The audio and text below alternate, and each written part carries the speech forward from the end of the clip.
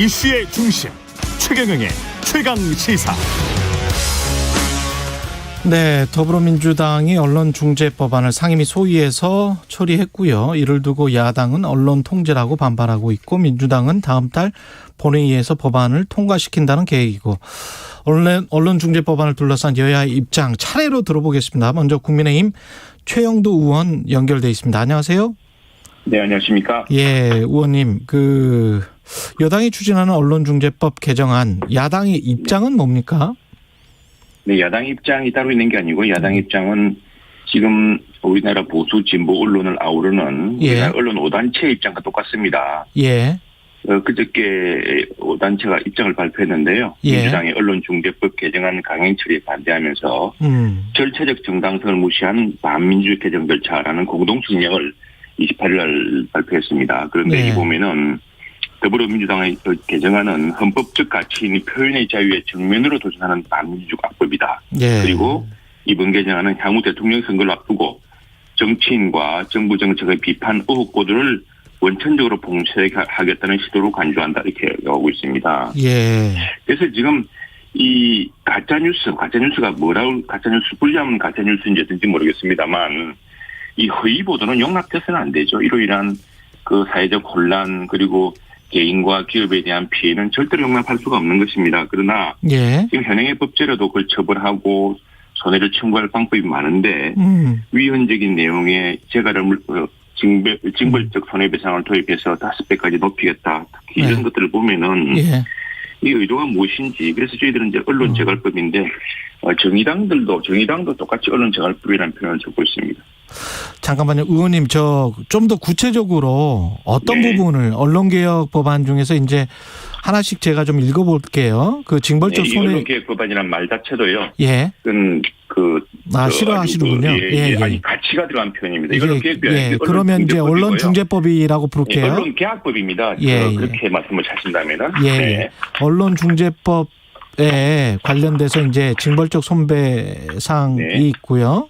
그다음에 정정보도 시에 원래 보도 분량의 크기의 최소 2분의 1 이상 게시, 인터넷 기사로 피해를 본 경우 기사 열람 차단을 청구할 수 있는 법안, 그렇습니다. 악성 댓글 피해자는 해당 게시판 폐쇄를 포털에 요구할 수 있다. 출판물 등에 의한 명예훼손 규정에 방송도 포함이 된다. 언론중재위원을 90명에서 120명으로 증원한다. 이게 이제 지금 주요 내용으로 요약돼 있는 거거든요. 이 중에서 혹시 어떤 것들이 문제다, 아니면 이거 말고 또 다른 것도 문제다, 이렇게 좀 말씀을 해 주십시오. 국회에서 이제 이 논의가 시작되어서 국회 입법조사처라는 게 있습니다. 이건 뭐 여야 편이 아니고 아주 중립적으로 입법 활동을 뒷받침하기 위해서 조사를 합니다. 그래서 저희들이 해외에 이런 입법례가 있느냐, 이런 법조항이 있느냐라고 이제 알아봤습니다. 언론의 징벌적 손해배상 청구나 열람 차단 청구나 기사 삭제 청구나 또는 언론중재위원회 기능에 무슨 행정력을 부여하거나 이런 것들을 알아봤더니 이 징벌적 손해배상 제도는 해외에 우리가 참조할 만한 국가 중에 없다고 합니다. 이게 징벌적 손해배상은 법률 또는 규칙으로 명시하기보다는 법원의 판결에 의해서 제도화되어 왔고, 특히 언론 보도로 인한 피해에 대하여 무엇이 몇 배다 하는 이런 징벌적 손해배상 제도를 법으로 별도로 규정한 사례는 나라는 없었습니다. 그러니까 무슨 이야기를 하면은 우리나라도 지금 손해배상, 언론의 보도로 인한 허위 보도로 인한 손해배상을 이미 언론중재법의 30조에 포함시키고 있습니다.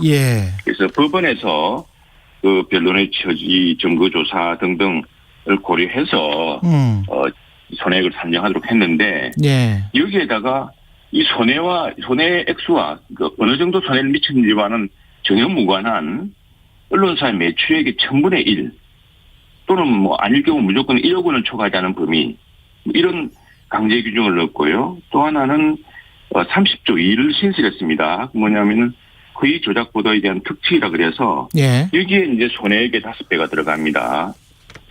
그리고 또한 30조 3이 제일 위헌적입니다. 이건 뭐냐면은 보통 우리 최 기자님도 이제 보도를 하거나 우리 기자들이 다 보도를 할 때는 특히 고위공직이라든가 어떤 권력자 또는 어떤 기업의 부정이나 부패 또는 범죄 혐의에 대해서는 그 내부 제보라든가 이걸 통해서 시작을 합니다. 믿을 수밖에 없는 여러 정황이라든가 그렇습니다. 예. 이때 이제 이게 허위다고 보통 당사자들은 반론을 하죠. 반박을 합니다. 허위다, 명예훼손이다, 거짓이다 이렇게 이야기하는데 예.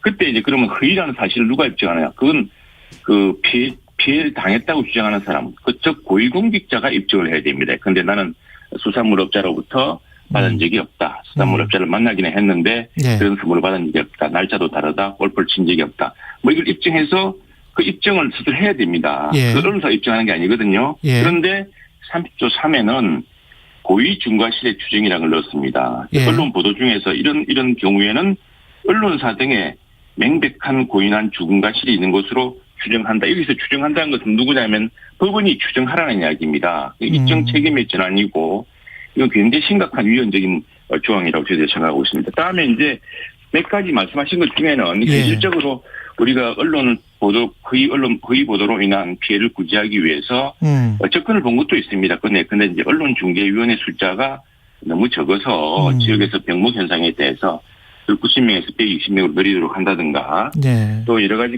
구제 기간을 좀 늘려준다든가 하는 이런 것들은 그 조항에 대해서 합의를 했습니다. 접근을 했는데 지금 중요한 것은 아까 말씀드린 여러 가지 중에서 몇 가지 핵심적인 부분은 이건 좀 더 논의를 해야 되고 심지어 민주당에서도 이견이 있었거든요. 지난 봄에 논의를 할 때는. 근데 갑작스레 이 징벌적 손배가 5배로 높아진 것도 원래는 논의될 때 정청래 법원 의원 안에 3배였습니다. 3배만 해도 높다고 민주당 의원들도 신중론을 펼쳤는데 이게 갑자기 어느 순간 그날 회의 당일날 5배로 수정안을 가지고 왔습니다. 그런 문제들이 많습니다. 예, 알겠습니다. 지금 뭐 8시 한 9분 정도까지 인터뷰가 예정이 돼 있기 때문에 네네. 한 1분 반 정도 네네. 남았는데요. 이런 네. 문제점을 지적을 해 주셨고 그러면 앞으로 네. 국민의힘은 이 언론중재법에 관해서 어떻게 처리를 하실 건지 대응을 하실 건지 말씀을 좀 해 주십시오.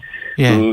절차도 굉장히 이 국회법을 위반한 경우입니다. 보통 이게 이제 수정안을 하고 네. 어떤 경우든 명백하게 법안 문구를 명확하게 마련해 놓고 거기에 대한 찬반을 이제 결정을 합니다. 그런데 논의를 막 하다가 우리는 반대를 하고 정부도 조심스러운 의견을 내고 그다음 여당 내에서도 이걸 좀 더 강화하자고 법안 각 규정을 둘러싸고서 서로 논쟁을 하는 가운데 갑자기 그냥 중단하고 대안이 마련된 것으로 보겠다 의견하자 해서 이제 적인 우위로 밀어붙였거든요. 예. 그래서 이건 좀 무효입니다. 원천 무효이기 때문에 다시 논의하고 의견이 접근된 것은 접근된 대로 또 위헌적인 부분은 이건 진짜 신중한 논의를 해야 되고 또 지금 여당이 주장하는 여러 근거들이 뭐 국민들이 피해를 보고 있다든가 무슨 손해배상액이 터무니없이 작다던 것은 실제로 지금 언론 중재, 언론 조정 그리고 명예훼손 사건 판례나 분석을 보면은 민주당 시장이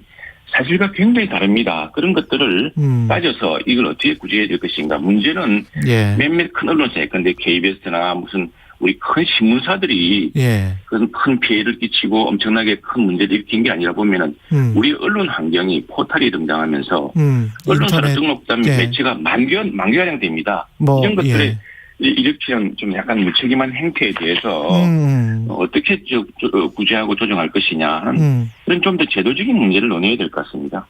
시기와 관련해서도 약간 좀 정치적이라고 보시는 거예요?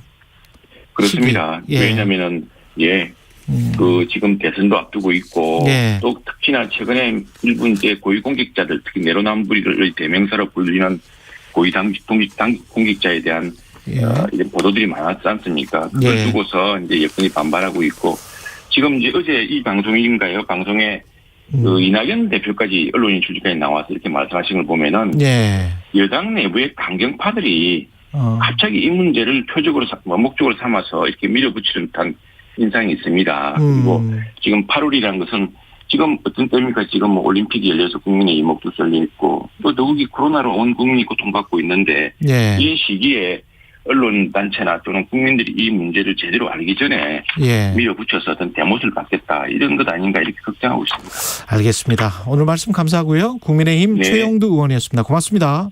네, 감사합니다. 예, 더불어민주당 김승원 의원 연결돼 있습니다. 여당 입장 들어보겠습니다. 안녕하세요. 네, 안녕하세요. 예. 김승원입니다. 국민의힘 최영두 의원 발언은 어떻게 들으셨어요? 네, 아마 지금 현재 그 국민의 입장을 잘 생각을 못 하신 것 같은데요. 예. 작년만 해도 언론중재위원회 한 4천 건 정도의 언론보도 관련된 분쟁이 접수가 되었습니다. 예. 올해 상반기만 해도 벌써 2천 건이 훨씬 넘었고요. 이럴 때 이 언론중재법을 통과시킴으로써 언론과 국민이 대등한 관계에서 분쟁을 해결할 수 있도록 하는 법안이 필요합니다. 예. 특히나 언론 분쟁의 대다수가 인터넷으로 퍼져나가는 언론 보도인데요. 약 75%의 그 사건이 인터넷 언론과 관련된 것인데, 예. 사전적으로는 그 기사가 가짜뉴스가 차단되는 것을 사전에 막아야 되고요. 예. 또 사후적으로는 그 가짜뉴스로 피해를 보신 국민에게 충분한 그 손해배상이 될 수 있도록 넉넉하게 손해배상을 시켜드려야 됩니다. 그런 점을 좀 많이 간과하신 것 같습니다. 그 언론 자유라는 측면에서 봤을 때는 분명히 좀 대치되는 그 우려되는 측면이 있을 것도 같은데 특히 이제 정치인이랄지 재벌이랄지 대기업에 관한 감시가 네. 이런 언론중재법을 통해서 무분별한 소송 남발이 되게 되면 네. 오히려 언론 자유를 위축시키고 권력 감시가 떨어지게 되는 거 아닌가 이렇게 이제 우려할 수 있거든요. 충분히 어떻게 보세요? 네, 그 부분 말씀을 드리겠습니다. 예. 지금 그 언론과 그다음에 국민 거기에는 개인과 기업이겠죠. 예. 그다음에 권력이 있을 텐데요. 정치 권력과 또 큰 대기업 같은 경제 권력이 있겠습니다. 예. 근데 지금 국민 개개인은 언론을 상대로 해서는 너무나도 약자고요. 다만 정치 권력과 경제 권력에 대해서는 언론도 어떻게 보면 을의 입장이 될 수 있기 때문에 그럼요. 언론의 취재라든가 보도의 자유에 대해서는 훨씬 더 많은 그 자율권을 보장을 시켜드렸습니다. 아, 이 법에요? 예, 법에 그렇게 만들어 드렸습니다. 왜냐하면 예.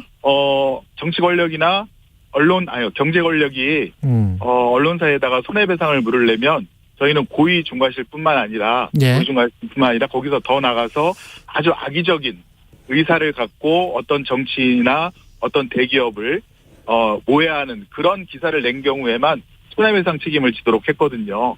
이번 개정안에 들어간 내용입니다. 그렇기 때문에 예. 언론사의 언론의 자유가 더 폭넓게 보장된 면이 있고요. 또 하나는 기자분들이 취재해서 보도를 하는 과정에 해당 자기 소속 언론사를 속이거나 아주 명백한 고의인 경우 외에는 기자분은 그 언론사로부터 손해배상 책임 보상권을 당하지 않도록 그렇게 만들어놨습니다. 예. 그래서 기자 개개인 분들은 훨씬 더 자유롭게 취재하고 보도 자료를 언론사에게 드릴 수 있게 그렇게 만든 것입니다. 지금 그 고의라는 부분은 누가 입증을 합니까? 고의가 아니었다. 우리가 이 사실이 잘못된 사실임을 알매도 불구하고 이걸 사실인 것처럼 보도했다. 이게 지금 액츄얼 멜리스 규정이거든요. 미국에. 네네. 예, 그런 어떤 고의적인 악의가 있지 않았다라는 것을 언론사가 입증을 합니까? 손해배상책의 기본은 손해를 주장하는 자가 입증을 하도록 되어 있고요. 예. 다만 이제 의료사고처럼 전문적인 영역은 그 환자 개개인이 입증을 할 수 없으니까 의사분한테 예. 본인의 과실이 없음을 입증하도록 만들어 놓은 그런 상황인데, 예, 이 언론 보도에 있어서도 예. 취재라든가 정밀한 부분은 일반 국민이 모르기 때문에 예. 그 고의 중과실 추정 규정을 두었습니다. 아, 예. 그런데 취재 과정에 법률 위반 사실이 있다든가 또 계속적 반복적인 그런 허위 가짜 뉴스를 했다든가 그런 경우에는 일반 국민이 그런 사실을 입증을 하면 입증을 우선 해야 되고요. 예. 그러면 언론사가 나 이거 법률 위반하지 않았어. 그리고 혹은 나 이거 계속적 반복적으로 가짜뉴스 한 거 아니야. 예. 라고 언론사가 반증을 해야 됩니다. 공익적인 의도로 했다라는 것을 반증해야 된다. 예. 네, 그렇습니다.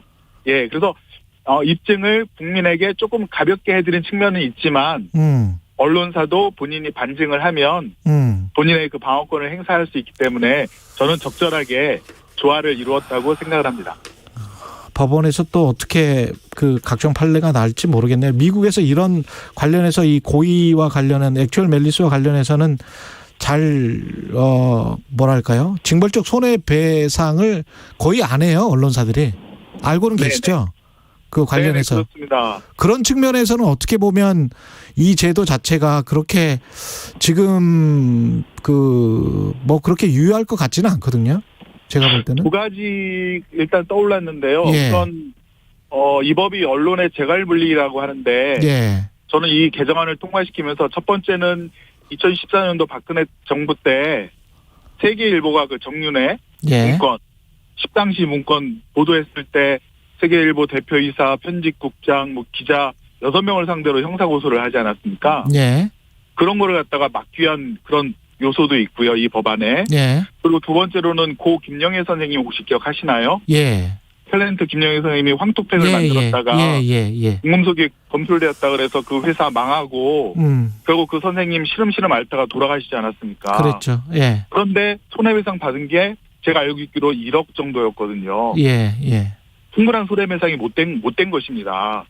그래서 5배의 그런 그 부과를 또 예. 5배에 대해서는 자꾸 위헌이라고 하시는데 저희 공정거래법에도 예. 시장을 갖다가 막 지배하는 기업이 자기 권한을 남용했을 경우에 그 연매출액에 따라서 몇 배의 징벌적 손해배상을 하는 경우도 있고 신용정보법 우리 한 10여 개의 법률에 그런 조항들이 다 있습니다. 예. 다 연매출 기준에서도 하는 조항들도 굉장히 많고요. 다만 지금 법원에서는 2016년도 내부 지침으로 명예훼손은 5천만 원, 그다음에 악의적인 요소가 있을 때는 1억 원까지 해도 된다. 그리고 피해가 더 심한 경우에는 그 이상도 해도 된다라는 내부 지침을 만들었다고 합니다. 예. 근데 인정액이 평균 500만 원에 불과하거든요.